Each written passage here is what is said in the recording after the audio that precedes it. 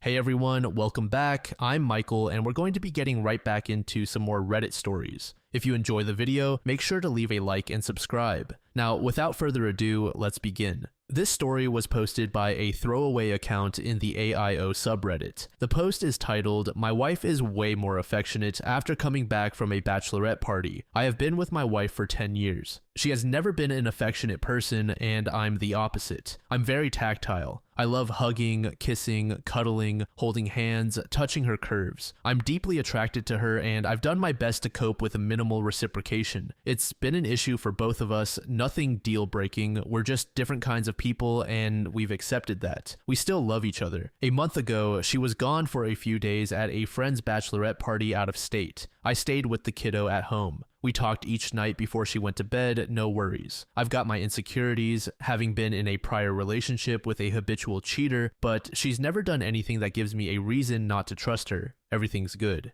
We pick her up from the airport and she goes on about how listening to the other participants of the party complain about their husbands makes her feel lucky to have me, and it makes her appreciate me more. I'm over the moon. It's incredible to hear her say nice things about me to my face. I'm ecstatic. It feels great. Over the next few days, we have incredible sex like maybe never before. She runs her hands through my hair as she walks past me in the house. She runs her hands over my body. She's never acted this way. I'm over here just getting washed away in the love, but at the same time, I'm curious. My insecurities get the best of me and I check her phone while she sleeps one night. Several hours before she flew back home, she received a message in a group chat with one other party goer, the bride-to-be, and my wife. The message was one of those text-on-image meme things, whatever they're called. It said, "Married people with kids and careers, find time to have affairs. Don't let a single person tell you they're too busy for you." My wife responded with a skull emoji, nothing else in the thread. So now I'm a little worried something happened. Am I being gaslit and love-bombed after an affair?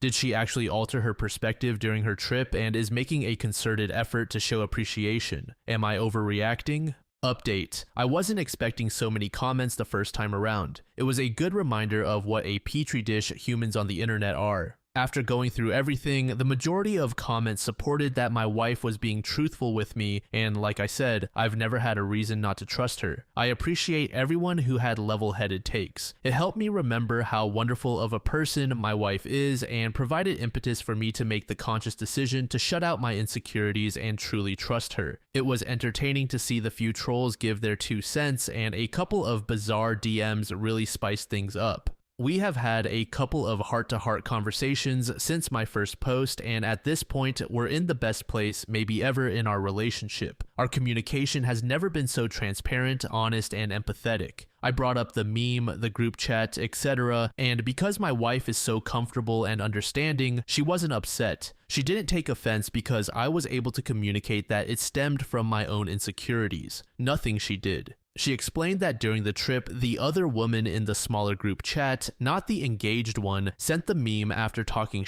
all weekend long about how she cheats on her husband, she doesn't respect him, etc. My wife said Ashley was essentially fishing for validation of her behavior from the other women at the bachelorette party the whole time they were there. At one point, Ashley stayed at the Airbnb by herself while everyone else went out to have fun. Later on, Ashley posted on social media as if she was at this particular venue with the rest of the party, which was discussed and deemed suspicious by the other ladies. I should also clarify, my wife only knew the bride-to-be at this party. She did not know Ashley or anybody else until she met them on the trip. I say that because a few commented on the last post that even if it were someone else that cheated to everyone's knowledge at the party, it would be highly suspect for my wife to condone this behavior and be friends with this person. But Ashley is a stranger. Neither of us even know her husband. My wife's engaged friend doesn't even live in our state. Anyways, I've been completely open and honest with my wife since the last post. We're doing incredibly well. I'm basking in all the wonderful affection I dreamed of for years, and I'm just hoping this will last a long, long time. I'm glad I didn't do anything more stupid when I was overreacting. I don't blame OP for being somewhat suspicious. There were several stories that I've covered on the channel where one half of a relationship suddenly becomes more loving and involved. Turned out when that happened, it was due to a feeling of guilt. I'm just glad that OP didn't jump the gun and instantly start accusing his partner of anything, and it's great to hear that his wife is more appreciative of him as well. User Orama said, "I get extra lovey-dovey with my husband when I've been around people who are in relationships." or friends in the middle of breakups or divorces. It makes me appreciate him so much more than I already do. He's an awesome person and he just keeps getting better through the years. User Forever Funky said, I remember once my girlfriend at the time went away to a bachelorette party and came back with this kind of attitude. All the other girls were constantly complaining about their partners and it made her feel so good about me. Then at the wedding, she ignored me the whole time and cheated on me with one of the groomsmen. This next post was made in the entitled Parents subreddit by a user named Clabbage Cobbler. The post is titled, Parents booted me out at 18 and left me homeless. 10 years later, they lost everything in 2020, so they broke into my home to squat while I was away. This is a rant story, and I just need a place to vent this. I don't want to reveal any details that would get me recognized, especially by my parents if they happen to be on Reddit. So please, no one ask for any details I don't already provide in this post. I am 30 years old and my parents didn't really want kids. I was an only child and pretty much an accidental pregnancy from what relatives have told me, as my parents claimed that they were going to be child-free when they married. My childhood was initially good,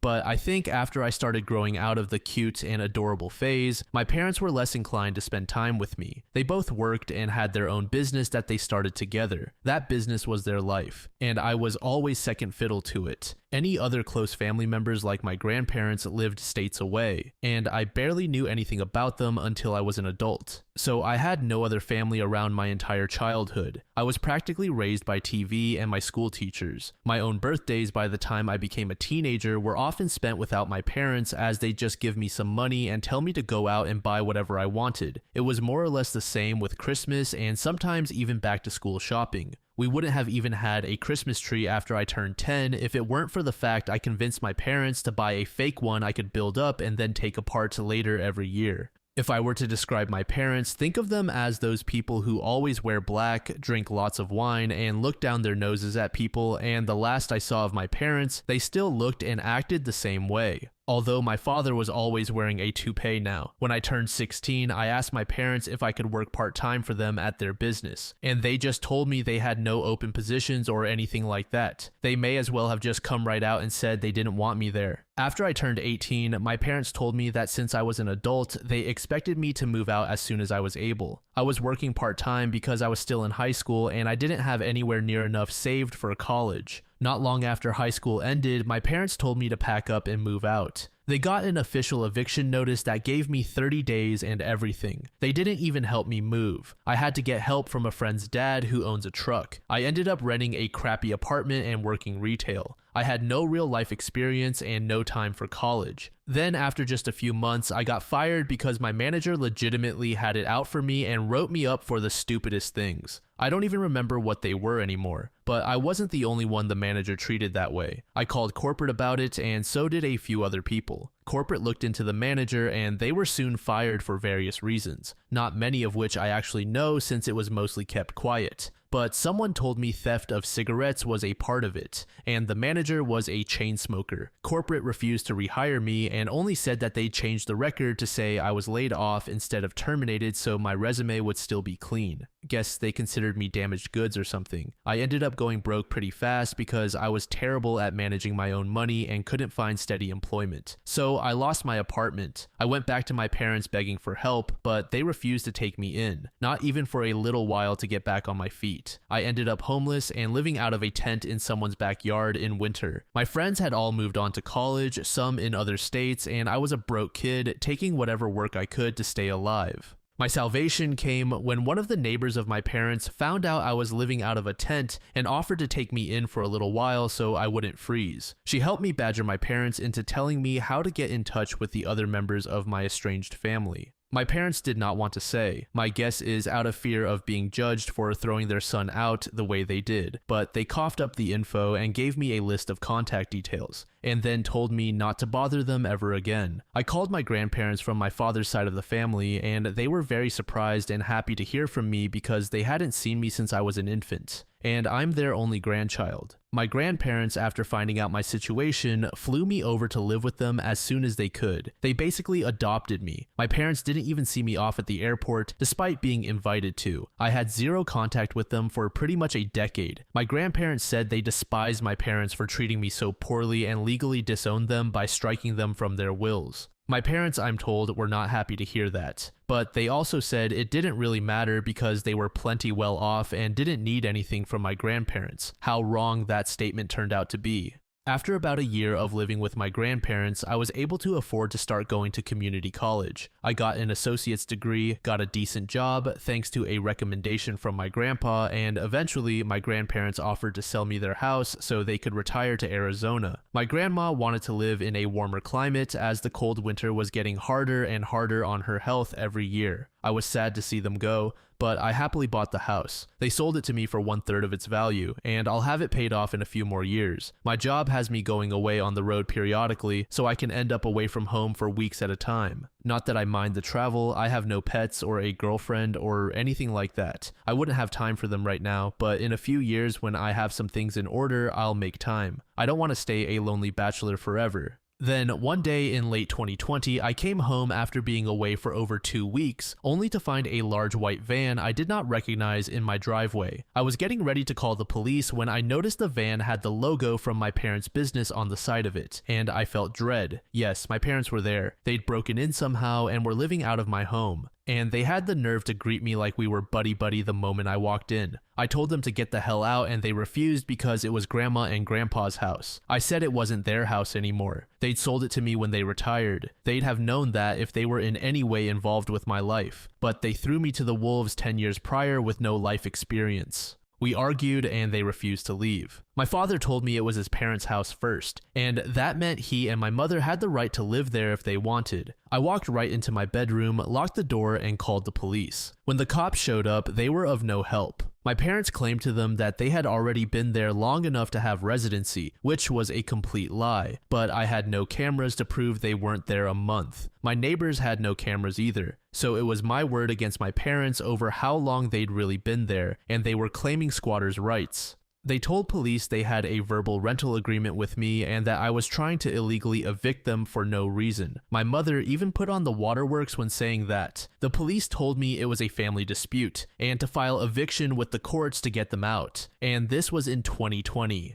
Getting to court for anything took longer because of the pandemic. Meanwhile, my parents are squatting in my house rent-free and rubbing it in my face. From the information I got out of them, their business went bankrupt and they sold off almost everything they had to pay their debts. All they had left was the van and a few personal belongings, so they expected to live in my house rent-free for the foreseeable future. They were working too. Both of them soon got new jobs. My father as a delivery driver, my mother as a sales associate. They were making money and the only things they contributed to were electricity and water utilities, which was basically just handing me a $100 bill every month and saying I should be grateful they were paying me anything. Anytime I tried to discuss proper rent with them, they just said I owed it to them to live rent-free because I took 18 years of their lives. And it's not like they were demanding the money back for that time. Then they threatened to stop helping with the utilities altogether. I was so at my wit's end that I ended up calling my grandparents to explain the situation to them.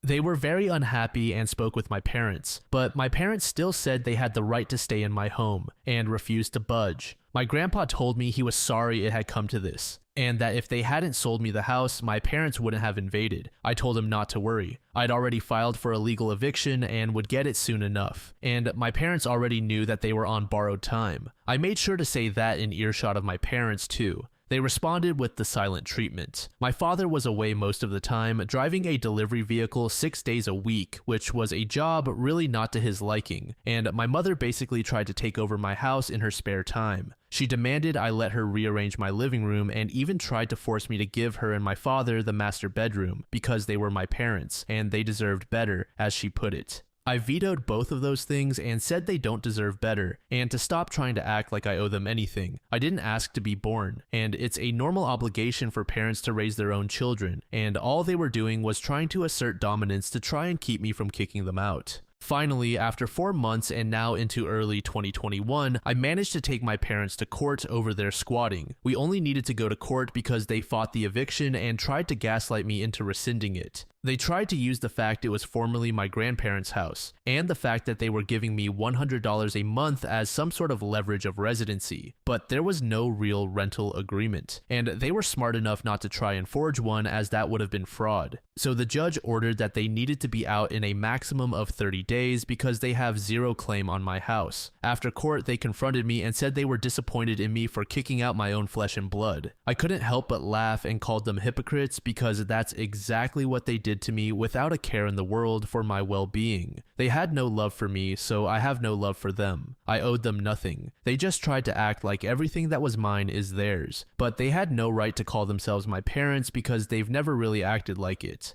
I called them a pair of snobby, lying narcissists to their faces and told them to get their affairs in order, because they already know I won't hesitate to call police if they don't leave my house when the 30 days are over. My father looked enraged, but my mother stopped him from saying or doing anything by grabbing his shoulder and shaking her head. He sneered at me and walked away. They left, but not without a lot of tension. That final month was spent with them either guilting me to try and make me change my mind or completely ignoring me. I put up a calendar in the living room and checked off each day before they had to leave with a red marker, and the exact day they were to be out was marked with a big red circle. I still remember that final day was March 2nd. My parents waited until the exact day they had to leave my home for good before they finally left. Even when all of their stuff was out of the house and they were sleeping on the floor in the guest room for a few days. Since they were so convinced they could make me let them stay, they didn't bother to try and look for an apartment until after the court eviction went through, and my mother spent weeks scrambling to find an apartment. They had to get a tiny and crappy studio apartment in the next city over because it was the only thing they could find on such short notice. A lot like what I had to do when I was 18. Quite ironic. I drove my mother over to see it once, and the apartment was terrible. The walls were baby barf green, the carpet looked like it was 20 years old. The only window just had a view of a brick wall outside. There was no dishwasher, the stove was the smallest one I'd ever seen, and the toilet looked like it really needed to be replaced. The walls also did little to stop noise from neighbors. There were already 2 people loudly fighting in the adjacent apartment while we were there. My mother went out of her way to try and give me sad looks while dropping hints that I should be feeling guilty that I was reducing them to live in such a place. But I just acted oblivious to it all until she finally stopped. They signed the lease right away and moved what little stuff they had into the apartment over the weekend. They also ended up demanding the queen-size bed, dresser, and flat-screen TV from my guest room. I told them to just take the damn things because I no longer wanted them in the house after they spent 5 months sleeping in that room.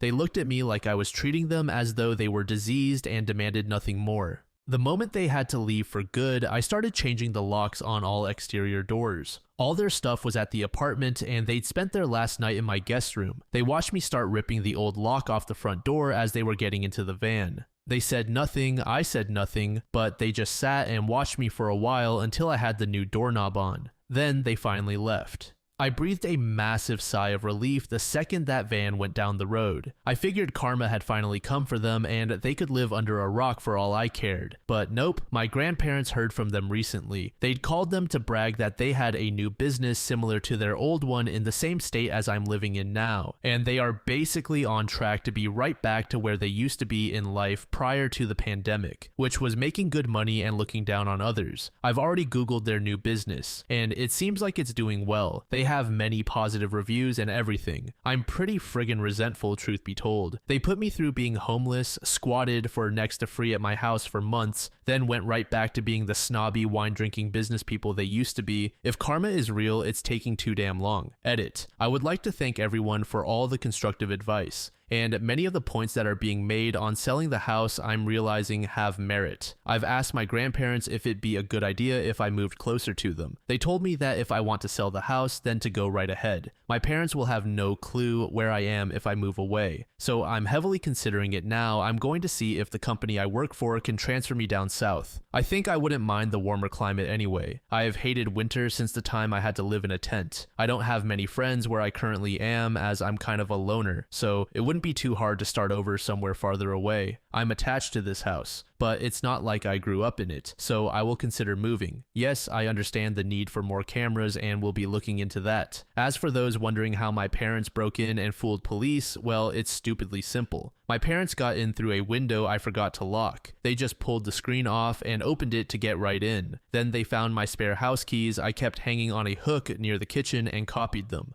When claiming squatters' rights to police as well as saying we had a prior verbal agreement, my parents presented working house keys to the cops and lied their off saying I'd let them move in. My parents had also already filed for an address change with the DMV online before I'd even gotten home, and showed police a printout of that they'd made, and said that their new IDs with my address were soon to be in the mail. The cops just looked annoyed, told me it was a domestic issue and to file to evict them like a normal person. I wish I'd gotten their badge numbers to report them. Small addition, yes, my parents had their mail redirected to my house, which is another thing they used to claim residency. The thing is that if they'd lived in my house for more than 30 days with permission, squatters' rights would make them tenants. They claimed they had my permission and used every dirty trick at their disposal to convince police they had the right to be there. There was no way for them to confirm or deny how long my parents had been living in the house. And it turned into a situation of everybody pointing fingers and police didn't know who to believe. That's why I had to go to court to evict them. I did refuse to give my parents the Wi-Fi password while they lived with me, though since they were not contributing to that utility. However, they just used their smartphones to run a mobile hotspot and got internet that way the whole time they were squatting in my house. Those of you saying that I should leave bad reviews or expose my parents' past, there really is no point. I'm gonna take the high road there and just forget about them. However, if they committed fraud to start that new business of theirs, then I'll get some popcorn when that comes back on them, because they'd inevitably call someone for help.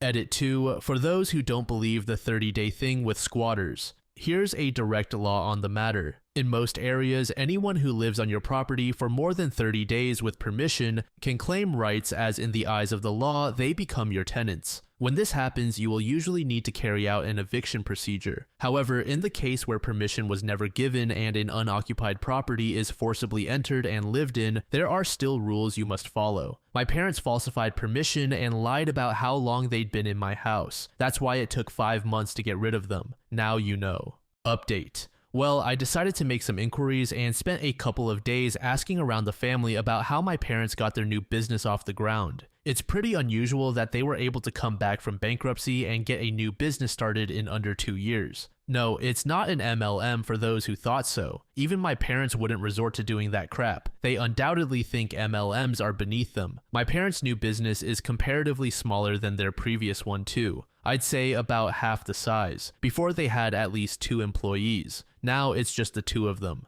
Someone pointed out I should be watching my credit for identity theft. I already was and have been since I first started dealing with my parents squatting in my house. I put nothing past them, and they knew it. Honestly though, I'm not sure they even bothered to remember my legal information in the past decade anyway. Hell, I'm not sure they bothered to even remember how to spell my first name, but I did lock down my credit, and there has been no unusual activity on it at all. So my parents didn't try to steal their company funds from me at least. My paternal grandparents, or my good grandparents one would say, are the ones who actually give a damn about me. And they have no idea where my parents got their money to open up shop again. My parents have called them numerous times since they disinherited my father, and they have been refusing to take their calls since they called to brag about their new success a while ago. It's clear my parents had no help from my father's side of the family. So then, what about my mother's? Well, I still had that old list of contacts my parents gave me filed away, and on that list was the landline number for my maternal grandmother. I did try calling my maternal grandmother back when I was homeless. She did not give a damn. I've never met them in person, but my maternal grandparents are a lot like my parents. Guess my father truly found his soulmate with my mother. As a previous commenter pointed out, they were made for each other. I managed to get in touch with my maternal grandmother once again, and not only was she long divorced from her husband, my maternal grandfather is no longer alive. That was news to me, but he passed away 7 months ago, and he left my mother a sizable inheritance. So yeah, that's where they got the money to open up shop again.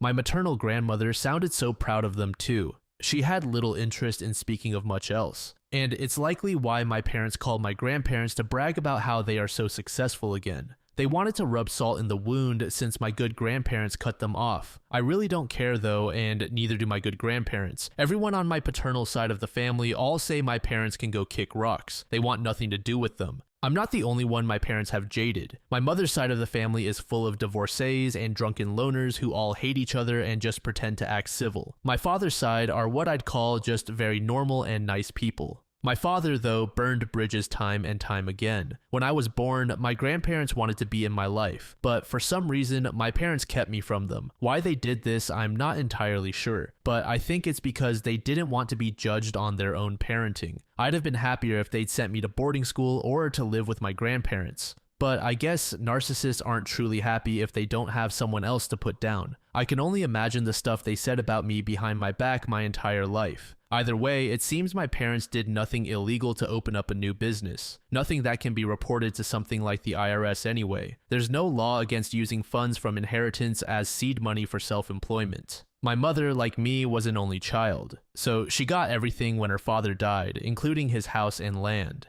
That's where my parents are living now. I've seen a photo my maternal grandmother sent me. Not the nicest house, but not bad. Comparable to my own, I'd say, but it means my parents have a place to live scot-free now and likely won't need to bother me again. I want to sell my house and move, but it turns out the company that I'm in the employ of has no branch in Arizona, so it's either I quit and look for new employment in Arizona after selling my house, or I just stay where I am and hope my parents leave me alone. I'm looking into job searching because I really don't want my parents to ever find me again. I won't move if it's not feasible, but I'd prefer to be able to. It'd be moot to bother getting more cameras for the house if I want to sell it ASAP, but if I end up stuck here because of not being able to find another job in Arizona in the coming months, then I might as well get cameras installed inside and out. I've gotten a lot of good advice on the kinds of cameras to get and where to put them. I kind of doubt the same situation will ever repeat. But I just don't want my parents to ever try to seek me out again for any reason. If they need help when they're old, I'm not going to care. They'll get what they gave, nothing. They're dead to me for the rest of my life. And the rest of my father's side of the family says the same. If I ever become a parent or step-parent, I'll make damn sure I never become like my parents. No child deserves that.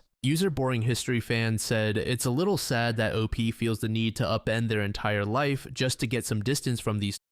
I'd have thought an order of protection would be the way to go since they quite literally broke into his home. Feels so unnecessary to undo it all because they're people." User Every Fairy Dies said, "OP better find someone to put in his will or else all his assets will go to his parents as next of kin should something untimely happen to him. I hope he manages to get a new job, moves to Arizona, and starts to make a lot of friends. He sounds like he's living a lonely life, and some friends would do him good. He seems like a good guy and in quite a healthy mental space despite his god-awful parents. He deserves some goodness and happiness." This final post was made in the AITAH subreddit by a user named Any21. The post is titled AITA for telling my husband that if he doesn't like the way I parent his kid, he should give her to her alcoholic mother. I'm not someone who has ever wanted kids to start with. I knew I was unable to have children from a very young age due to a medical condition and made peace with this long ago. It wasn't difficult for me to do so. I have been married to my husband for 3 years now and absolutely adore his daughter. She's a literal ray of sunshine joy, and he has been honest with me from day one that his daughter will always be his first priority, something that I actually admired about him. I also understood that he will never be able to leave her with her mother because she has a drinking problem that can lead to violence.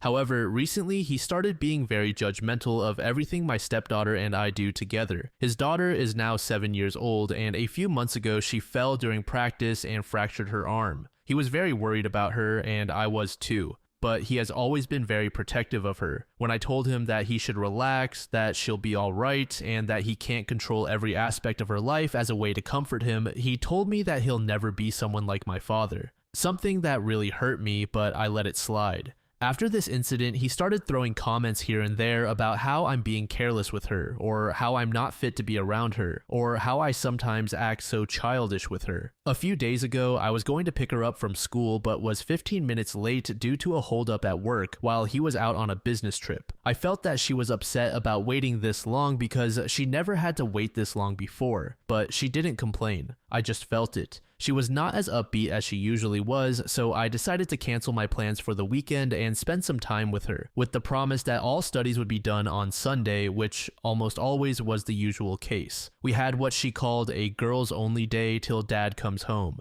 We went shopping, ate out, had a Disney marathon, and spent some time by the backyard pool. That was over the course of 2 days until my husband came back home. I told him what we did over the few days he was away, which I had of course mentioned over the phone when we talked, or his daughter mentioned when he called her, though his reaction was not what I expected one bit. His first words to me were, "Do you think you can be a proper mother figure for once in your life?" A sentence that till now still bothers me and echoes in my head. We had a big argument which ended with me saying that if he doesn't see me as a proper mother figure to his daughter, he should send her to live with her real mother. I still feel bad about saying this, and I know that it will upset me to no end if he actually separated her from me, because I have honestly grown very attached to her. Though still, I do not know if there is something I am not seeing or if there is something I fail to understand. Maybe I do not have the instinct to mother a child, or I am not seeing it as big of a responsibility as it should be. I just do not understand.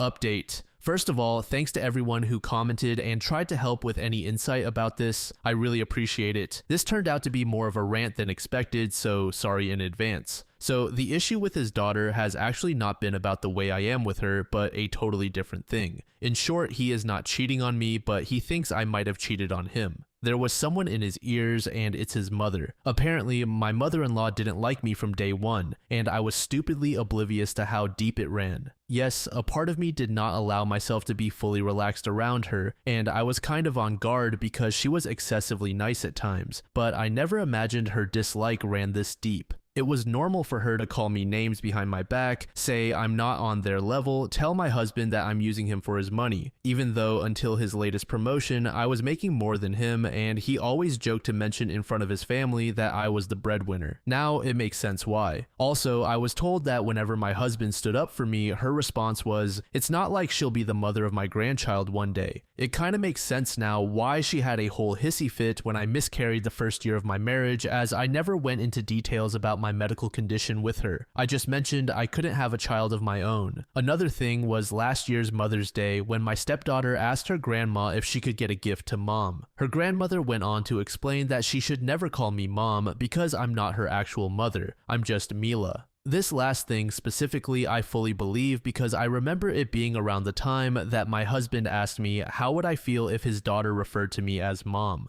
Her latest scenario was telling everyone that it's suspicious how sometimes I ask her to babysit my stepdaughter for a bit after school, even though I'm working from home, despite the fact that I stole her time with her grandchild. Yes, there were a couple of months when I was so busy with a project that even watching over her while I worked from home was not even an option. I can only imagine how she twisted this. I knew all this from his brother's wife when she called me about a few hours ago because she knew I left home and am staying with my mom for a while. In her opinion, I should not give my mother-in-law the satisfaction of sabotaging my marriage. I left home after we tried to have a decent conversation about what he viewed was problematic last weekend. The conversation started great, ended horribly with him asking if I want a divorce because I'm not satisfied or happy with marrying him. Though after all of this and as of now, I'm starting to think if it's all worth it. To be honest, if I knew from day one that my mother-in-law talked about me like this, I wouldn't have gone through with the marriage or even a relationship to start with. I feel like I was lied to in a way. I also do not understand why my husband did not talk to me about any of this. If it's his way of keeping peace between me and his mother, then it's not appreciated.